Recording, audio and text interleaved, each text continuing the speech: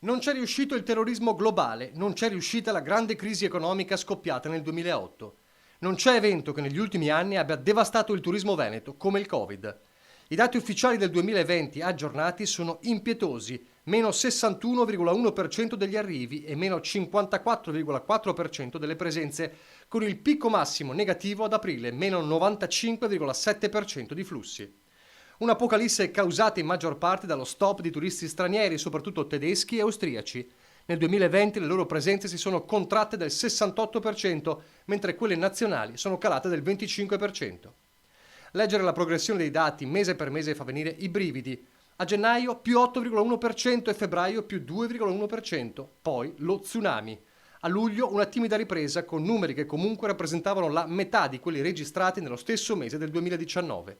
Poi una nuova inesorabile progressione negativa, meno 28% ad agosto, a settembre meno 31%, a ottobre meno 58%, a novembre meno 73%, a dicembre meno 74,5%.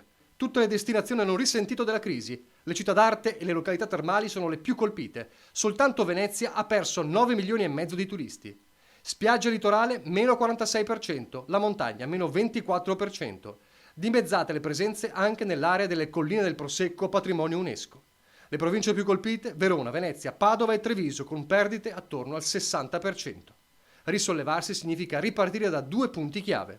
Uno, il piano vaccinale importante per mettere in sicurezza non solo la nostra popolazione, ma anche tutte le persone che giustamente lavorano nell'ambito turistico. Secondo, salvare le nostre aziende. Le nostre aziende turistiche e imprenditoriali devono essere salvate con un grande intervento, con un grande piano finanziario che le metta in sicurezza per poter ripartire il più velocemente possibile.